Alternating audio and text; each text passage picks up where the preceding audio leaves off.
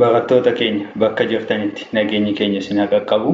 Barnoonni keenya guyyaa 10ffaan akka itti fufetti jira.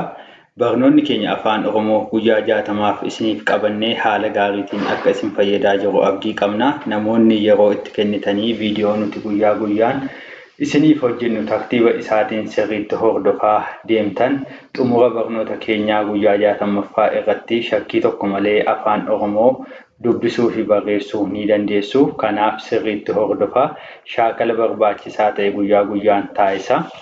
Namoonni dhuunfaanis ta'ee gareen gama onlaayiniitiin bakka jirtan teessanii barachuu barbaaddan akkasumas yaada viidiyoo keenya irratti qabdan gama iimoo, waasaappii fi teelegiraamiitiin lakkoofsa armaan gadiitiin nuuf bilbiluu sagalee nuuf kaa'uu ni dandeessu. Namoonni baay'een carraa barnootaa osoo hin argatiin waan jiraniif gareewwan giruuppiiwwan adda addaa gama iimoo, teelegiraamii fi waasaappiitiin keessa jirtan irratti sheer taasisuun obboloota keessan biraan gaha. Sabiskiraayib, sheer, laayik taasisuun aantummaa nuuf qabdan nutti agarsiisa. Kallattiimaan gara barnoota keenyaatti jecha sagalee dheeraa ijaaruu, dubbisuu, barreessuutti kan darbinu ta'a. ረጅም አናባቢ ቃላትን በኦሮምኛ ለመጻፍና ማንበብ አብረን እናያለን። jecha sagalee dheeraa gaafannu sagalee dheeraa fi sagalee dheeraan walitti qindaa'anii jecha nuuf kennan sanaan jecha sagalee dheeraa jennaa jechuudha. Asirrattis akkuma isin argitanii sagalee dheeraa fi sagalee dheeraan bakka kanatti walitti dabalamanii jiru jechuudha. Walitti dabalamanii immoo jecha kana nuuf kennu jechuudha. Akka kanaatti waliin ilaalaa deemna. Boonaa, boonaa, boonaa. Gaaduu, gaaduu, gaaduu.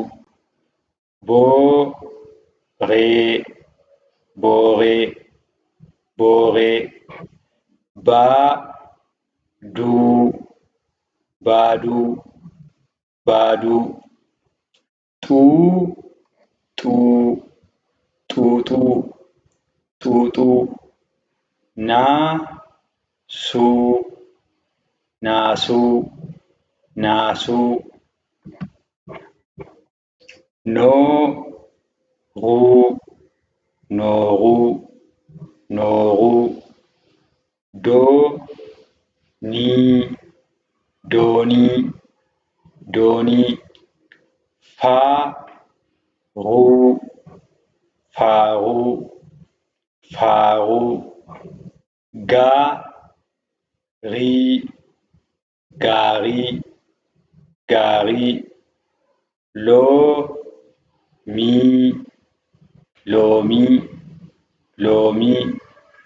Diimaa, diimaa, diimaa.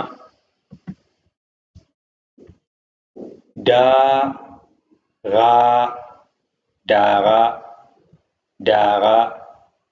Yuusuu,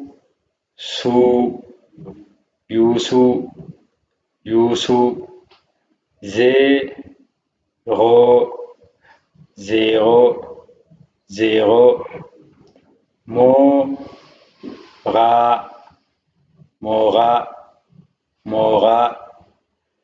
Doofaa, doofaa, doofaa. Jooraa, jooraa, jooraa. Moofaa, moofaa, moofaa. Raaguu, raaguu, raaguu. Biiraa, biiraa, biiraa. Hooquu, hooquu, hooquu. Kuulii, kuulii, kuulii. Hoolaa, hoolaa, hoolaa. Mootii, mootii, mootii. Raatuu, raatuu, raatuu. aadaa, aadaa, aadaa. aanaa, aanaa, aanaa. caatii, caatii, caatii. waatii, waatii, waatii. eelee, eelee, eelee. waaree, waaree, waaree. haaraa, haaraa, haaraa. eegee, eegee, eegee. qaaraa, qaaraa, qaaraa. haasaa, haasaa, haasaa. eeboo, eeboo, eeboo. raajii, raajii, raajii. fiixee, fiixee, fiixee. raafuu, raafuu, raafuu. buusii, buusii, buusii. baasii, baasii, baasii.